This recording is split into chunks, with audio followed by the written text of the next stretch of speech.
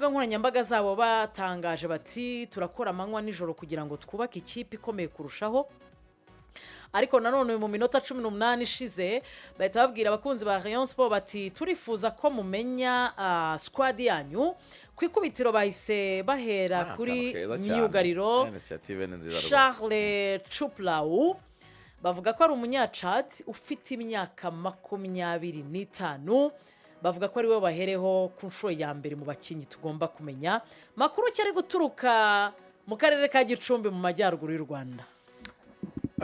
Imyitozo irarimbanyije aho bakomeje kurwana no kureba yuko bagera aho bifuza no kuba bari tayari byibura ku gihe sekafi zabiri gutangira bazabi babashije kubona byibura abakinnyi bari ku rwego rwiza mu buryo bw'imbaraga ndetse no mu buryo buri technique ku buryo ushobora kuba baza bakitwara neza niyo mpamvu batangiye pre-season kare.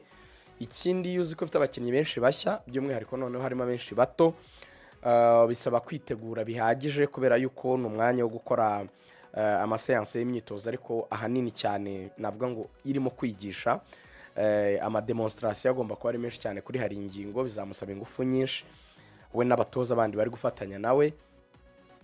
So icyambere gihari nicyo babikoreye no gutangira kare bagira ngo ikipe izaba ifite imbaraga zihagije. Cya kabiri na makuru ari muri ekipe imbere duhereye kuyo waruhereyeho Reyon Sport iri gutangaza abakinnyi ikomeje no kurambagiza abandi tugiye kugarukaho.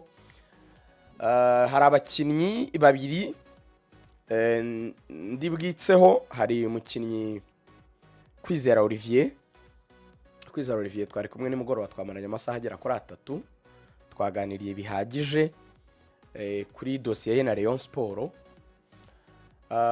Kwizera ni umuntu ufite offre zisa naho rwose zimuha ibirenze ibyo Reyon Sport itanga. Afite offre muri Jordanie, afite no offre zindi muri Asia, hari na offre ziri muri Maghreb hano mu bihugu byo mu Barabu ku mugabane wa Afrika. Bavuga bati uyu muzamu ni umuzamu mwiza. Olivier akaba adafite uwo nakwita manager direct we wanyawe ariko akaba ari umuntu ufite abo nakwita nk'aba facilitator cyangwa se aba negotiator bashobora kumufasha mu kumugeza muri ayo ma equipe. Uti bimeze bite na abantu bashimye ubushobozi bwe ariko bataraba ajabe baramubwira batariko twe twakujyana hano hantu nubwo nta n'umuaja wawe ngiye nkakudiringira hano bigakunda tukagira uko tugabana ku mafaranga wabona hari icyo bigutwaye. Olivier ataho ndimo neza cyane we nubona ikipe nziza ndahari usambwire tunze nyisinyire cyane ko yasoje muri Reyo nta masezerano afite Reyo hanyuma nze turebe uko bigenda.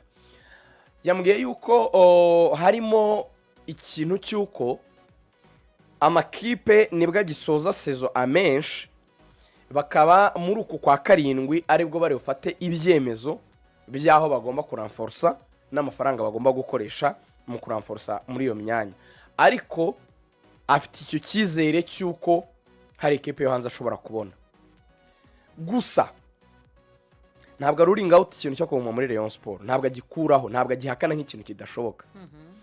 Aravuga ati nibyo nahuye na directeur technique wa Reyon Sport uriya mugabo mu Faransa twaraganiriye ambwira umushinga w'ikipe ambwira n'ubushobozi ikipe ifite mu buryo bwa recruitment ndetse n'umushahara. Icyo Olivier avuga yamusubije niki yaramubwiye ati ubyibuke ko nsinya mu mezi 6 ashize nta recruitment nahawe bivuga ngo Reyon Sport yari nkeneye ariko idafite amafaranga ariko nanjye kandi nari nyikeneye kuko ntari mfite ikipe.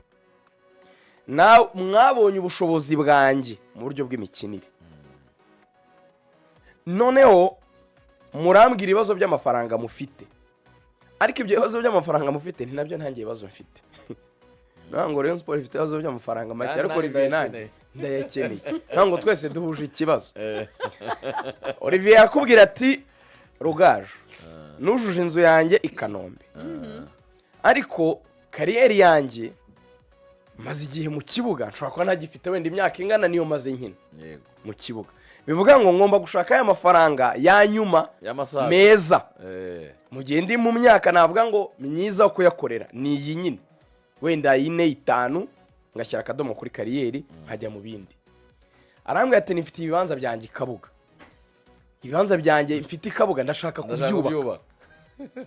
Rero ntabwo uri bumbwire ngo rama miliyoni 20 kwizigira yarubatse cyangwa natwe twese tuzubaka aya mafaranga ntabwo bibaka i Kigali. Miliyoni 20 zavuga ngo ngiye kubaka inzu, ejo tuvuge kadasitro ufite ikibanza bavuga ngo ndazamura kadasitro ya miliyoni 20 irangire. Urumva bishoboka se? Urasakara byarangiye. Aravuga ati rero bafite ibyo rwose bashaka kuma ariko bice bijyanye n'ubushobozi bwanjye bw'ibyo nkina bijyanye nuko nanjye ntekereza financial nakabaye meza. Ati rero rwose hatazagera n'umureyo uzavuga ngo nanze gukinira ikipe yabo. Ibyo reyo rero yamuhaye nibyo atashatse kumbwira ngo yerure. Yambwiye ati reka none tubigire confidential hagati yanjye n'ikipe, wenda nibikunda ngasinya byo nshobora kukubwira none ngo bampaye aya kuko n'ubundi nzaba nayahawe, ariko sinjya kuvuga ngo iri gutangaya wenda hato nibatanamfata undi atazabihera avuga ati none se Olivier ko mwamuhaye aya ngiye kuki mushaka kumpaya. Urumva ni ikintu kiza professionally guhisha amakuru yawe na equipe mu gihe mutaragera ku mwanzuro wanyu. Olivier nongeraho ikindi kintu aravuga ati ariko Reyo ni equipe nziza ku buryo rwose iramutse ibashije kumpa ibyo nifuza, aho kugira ngo njye kuba muri ibyo bihugu njye guspendinga byinshi. Urumva nabwo imibereho nyine nawe itinduka nk'ubu Kanombe aba mu nzu ye ubwo nta byo gukodesha barimo, ari mu Rwanda igihugu amenyereye. Olivier ni umuntu warezwe na nyirakuru ni umukecuru w'imyaka 90 wibera mu Gitega, niwe nshuti ye magara. Ubwo buzima arabukeneye bwo kuzajya akomeza kumusura. Arakubwira ati rero hari byinshi nanjye numvaga byari kunsunikira kuguma mu Rwanda, ariko niba nyine batabashije kumpa ibyo nkeneye nawe urabyumva ko amafaranga ni musema kwiri nyine nagenda. So nge nayibonyemo ko rero rwose icyo ni ikiganiro cyawe kuri Reyon Sport. Yego icyo ni ikiganiro cyawe na Olivier. Undi muntu rero kuri transfer n'umuntu yitwa Richard, nanjye nkabaha amakuru muri camp.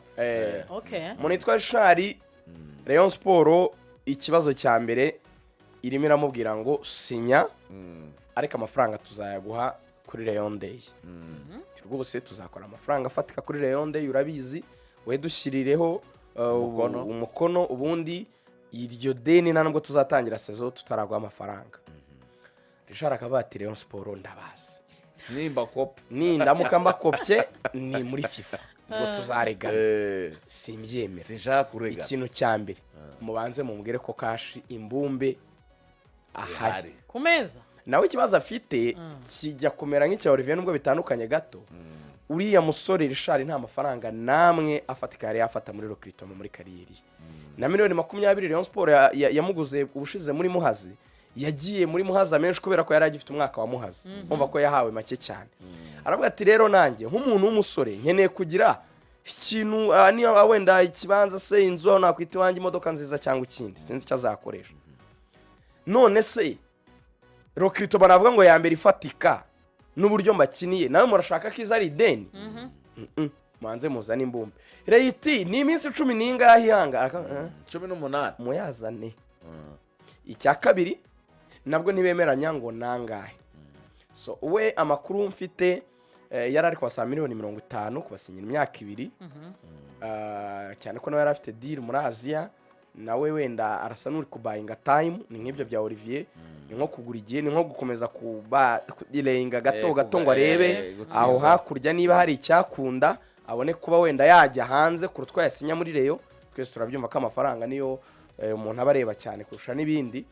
Bigasa naho mu by'ukuri Reyon Sport yari iteguye ngo kongera amafaranga, yari yagizwe kuri miliyoni 35 mu myaka 2, ariko kumva ko muri miliyoni nka 40 ibiganiro byafatika baramutse bakoze miliyoni 40 imyaka 2 bakaba bamuhereza nka salary ya miliyoni nk'ebyiri, ibiganiro bya biri kugenda bigira ireme.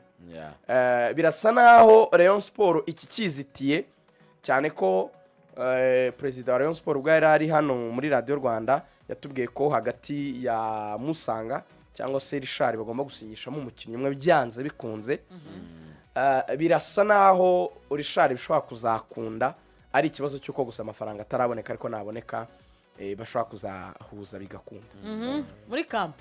muri kampu umunsi wa kabiri, muri kampu wabaye ku munsi w'ejo, hari abakinnyi 21 bitabiriye imyitozo. Mu bakinnyi 21 bitabiriye imyitozo muri kampu y'ikipe ya Reyon Sport harimo abakinnyi 16 bakuru n'abakinnyi 5 bakiri bato.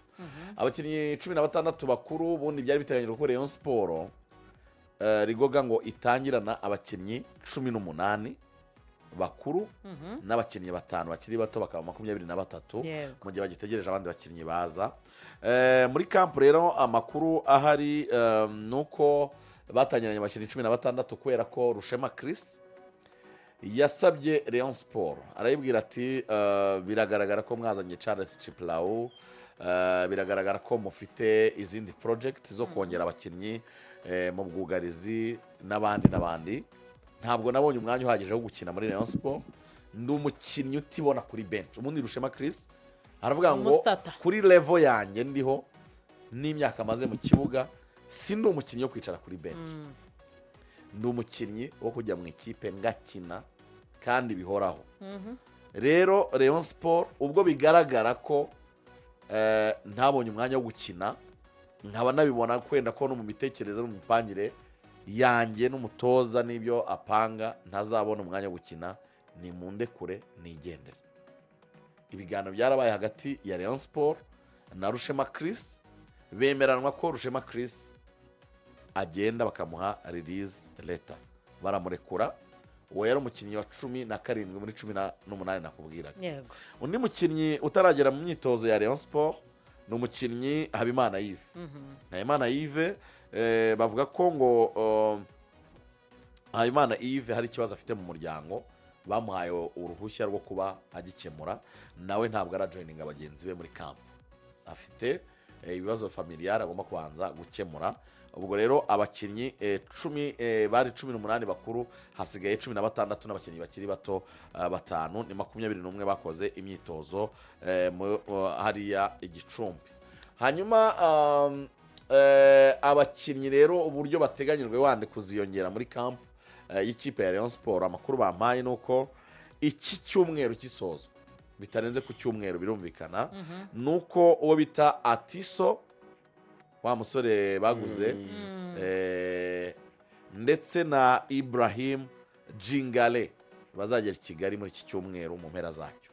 Ntabwo bambaye precision ngo ni kuwa gatandatu cyane ku cyumweru, ariko bambwiye ko muri iki cyumweru rwose bazaba bahageze. Hanyuma Likau, Faustin Likau Pizzalo nawe mu nzira araza vuba ajoininga camp. Bavuze ko nawe biteguye ko agera muri camp vuba cyane nta gihindutse. Hanyuma bambwiye ko bita Tony Kitoga afite ikibazo cya passport, arimo arakemura, kitarakemuka, nikimara gukemuka Tony Kitoga nawe azajoininga ikipe ya Reyon Sport next week.